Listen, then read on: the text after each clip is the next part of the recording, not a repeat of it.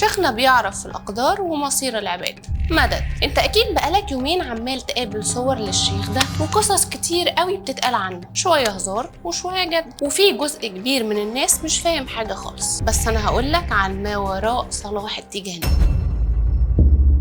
وراء كل حاجه بتحصل مجموعه حاجات. انا مريم رجب في ما وراء الحاجات.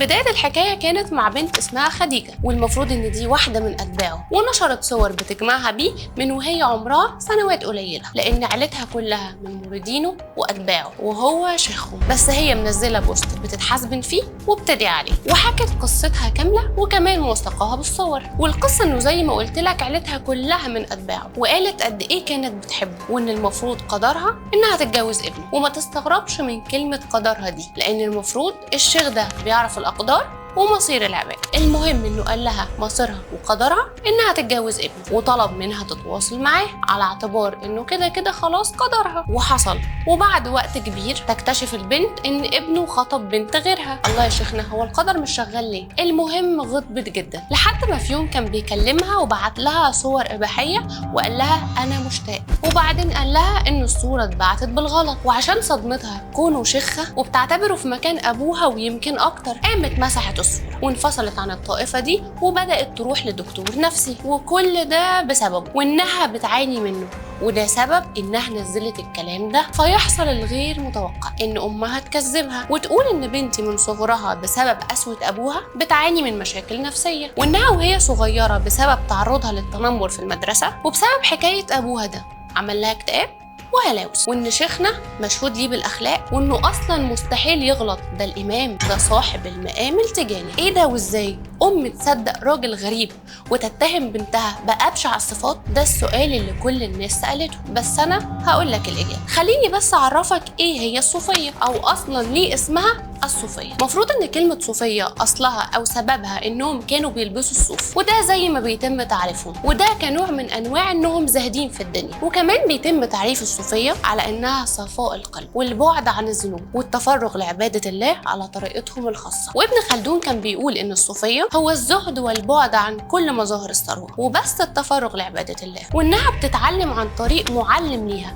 مش كتاب. حلو. الصوفية دي بدأت من وقت كبير جدا في بلاد فارس، وبعدين العراق، ثم مصر والمغرب. المهم بقى اللي يخلي أم بسبب الطائفة دي تكذب بنتها. المفروض إن الصوفية معتمدة على حاجات مختلفة بتختلف عن القرآن والسنة في العقيدة، مع إن المفروض إنهم مسلمين. زي إن طرق العبادة من خلال شيخ، يعني كل حد بيختار شيخه اللي هيتعلم على إيده التصوف، وبيكون في إيد شيخه زي الميت في إيد المغسل، لا اعتراض ولا أي حاجة، سمعا وطاعة. حتى لو شاف الشيخ بيعمل معاصي بعينه لا يعترض، لأنه شيخه أعلم منه. يعني لو خالف شيخه في حاجة حتى لو مطابقة للقرآن والسنة فهو باطل. وكمان المشايخ بيجي لهم وحي في المذهب الصوفي، بيعتمدوا على الإلهام، وده اللي بيسموهم الروحانيين، وإن أرواحهم بتطلع السماء، وده اللي بيخليهم يكتشفوا الغيب. وده طبعا أمر باطل في كتاب الله وفي سنة رسوله. من يوحى إليهم فقط الأنبياء والرسل. عرفت إيه اللي يخلي أم تكذب بنتها؟ ومش هكلمك بقى في تفاصيل معينة بخصوص الاختلاف ما بين الصوفية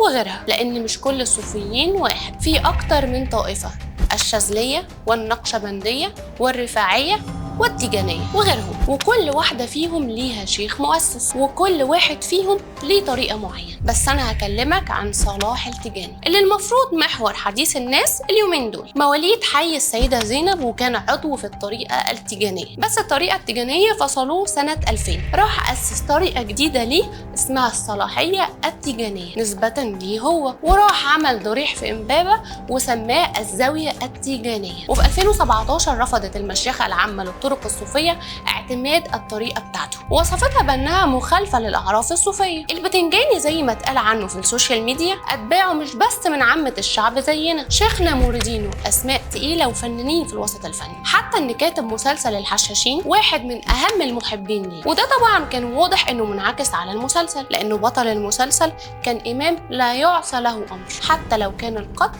أعظم الذنوب. كمان هو اللي بارك جواز الفنانة سمية الخشاب واحمد سعد، بس هو ما باركش بضمير تقريبا فشالت الطحال. طب تعالى بقى نسال الاسئله المهمه. هو المفروض ان الدين الاسلامي اللي المفروض حضرتك جزء منه بيسمح ان في ست تتواصل مع راجل غريب زي ما انت طلبت من خديجه كده على اساس انه قدرها؟ طب هو كونك بتعتبرها من بناتك تتواصل معاها وتقول لها مشتاق، ده حلال يا شيخنا؟ انت انكرت اصلا سيناريو الصوره الاباحيه وقلت بالغلط ماشي احنا مصدقينك. السؤال هنا، الصوره دي على تليفون شيخ ليه كل المريدين دول بتعمل ايه؟ عايزه اقول لك كمان ان خديجه مشهود ليها بحسن السلوك والتربيه، وده كلام حماتها. حتى زمايل خديجه قالوا نفس الكلام ونافوا اصلا ان في ناس تعرضت ليها بالتنمر في المدرسه. احنا مش بنهاجم المذهب الصوفي بالمعنى الاصلي ليه، وهو الزهد في الدنيا وعباده الله والبعد عن المعاصي، انما بنهاجم كل من يدعي صفات الانبياء. ومنهجنا في كل الامور هو كتاب الله وسنه رسوله في كل كبيره وصغيره، ما عدا ذلك